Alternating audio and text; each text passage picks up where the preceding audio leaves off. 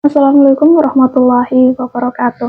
Perkenalkan, nama saya Resrawati. Di video ini saya akan mempresentasikan materi tentang akuntansi biaya dari kelompok 7 sampai dengan 13 dengan dosen pengampu Bapak Muhammad Imran SEMAK. Baik, langsung saja untuk materi pertama ada joint product and by product. Joint product itu merupakan suatu rangkaian atau proses manufaktur secara bersamaan atau serentak menggunakan bahan baku, tenaga kerja langsung, dan alokasi biaya overhead secara bersamaan. By produk itu sendiri itu merupakan produk yang ikut keluar dari jalur pemrosesan bersama. Ada karakteristik produk bersama dan konsep split of point itu ada produknya diproses secara bersamaan. Setiap komoditas produk itu memiliki hubungan yang sangat erat. Adanya istilah mendasar bersama split of point serta komoditas produk langsung dijual di pasar secara langsung.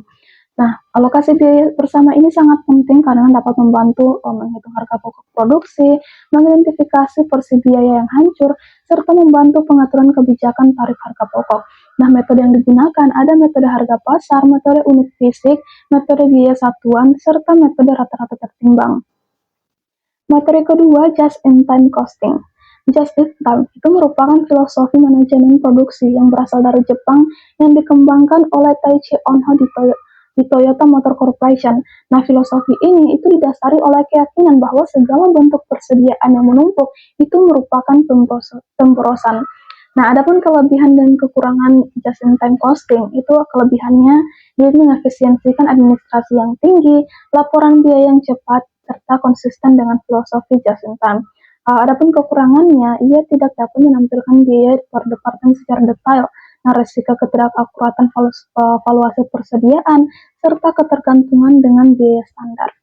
Nah, di penerapan just-in-time ini memiliki beberapa syarat. Yang pertama itu siklus produksinya yang pendek, stok WIP yang minimal, produk yang standar dan massal, sistem produksi just-in-time yang sudah berjalan, serta tersedianya biaya standar yang andal. Langsung materi ketiga ada material costing. Material costing itu merupakan sistem pengendalian yang digunakan untuk mengevaluasi, mencatat, dan mengelola seluruh pergerakan bahan baku, mulai dari proses pengadaan hingga bahan baku digunakan. Nah, tujuannya itu untuk menjamin ketersediaan material, meminimalkan biaya persediaan, serta menghasilkan informasi biaya yang akurat. Adapun kendala dalam penerapan material controlling itu pencatatan yang tidak tertib, keterbatasan sistem informasi, kurangnya koordinasi antar divisi, serta fluktuasi harga bahan baku. Nah, metode yang digunakan dalam controlling ini ada material requirement planning, metode economic order quantity, teknik fixed order quantity, serta metode just in time. Materi keempat ada factory overhead controlling. Factory overhead controlling itu merupakan proses perencanaan, pemantauan, dan pengevaluasian seluruh biaya produksi yang tidak dapat dikaitkan secara langsung dengan produk atau aktivitas tertentu. Nah, factory overhead controlling penting karena dia ini mengendalikan pemborosan biaya produksi, membantu penentuan harga pokok yang akurat, meningkatkan efisiensi operasional, serta menjadi dasar evaluasi kinerja departemen produksi. Nah, mekanisme pengendalian overhead ini itu yang pertama, perencanaan dan penganggaran biaya, kedua, departementalisasi biaya overhead, serta metode pembebanan biaya. Analisis varian berdasarkan dampak ekonomi.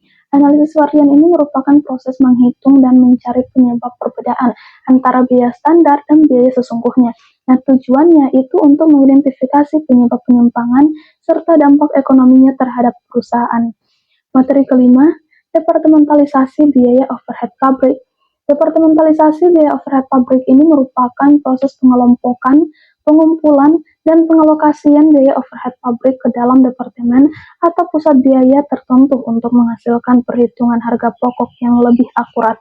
Nah, penggolongan departemen yang dalam departementalisasi biaya overhead pabrik itu ada departemen produksi yang dimana dia mengelola bahan baku menjadi produk jadi atau setengah jadi. Yang kedua, departemen jasa. Ia memberikan pelayanan atau jasa yang diperlukan untuk menunjang kelancaran produksi. Nah, adapun langkah-langkah departementalisasi biaya overhead pabrik, yang pertama kita mengidentifikasi dan menentukan departemen dalam perusahaan, mengumpulkan biaya overhead pabrik, mengalokasikan biaya overhead ke masing-masing departemen, mengalokasikan biaya departemen jasa ke departemen produksi, menentukan tarif biaya overhead pabrik per departemen, serta membebankan biaya overhead pabrik ini kepada produk.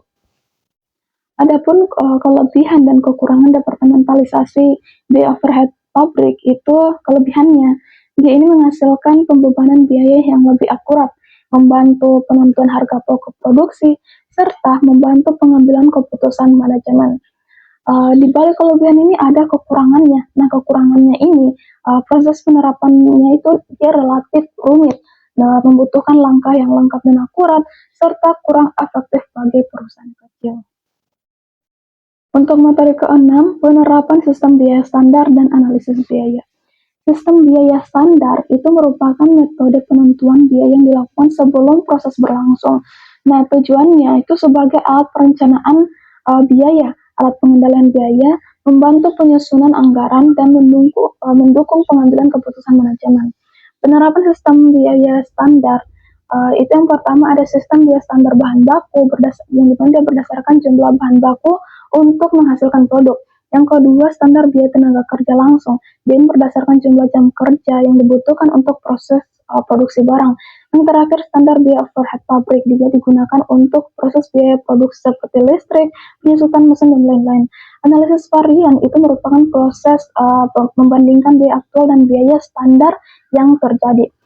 Jenis varian ada dua, yaitu yang pertama, varian menguntungkan. Itu terjadi apabila biaya aktual itu dia lebih rendah daripada biaya standar yang telah ditetapkan. Varian tidak menguntungkan terjadi apabila biaya aktual itu lebih tinggi daripada biaya standar. Nah, alat analisis biaya itu berperan untuk mengidentifikasi penyimpangan biaya, mengukur tingkat efisiensi, dan meningkatkan efektivitas pengendalian biaya. Baik, mungkin itu saja dari saya, kurang dan lebih mohon dimaafkan. Wabillahi taufiq wal hidayah. Wassalamualaikum warahmatullahi wabarakatuh.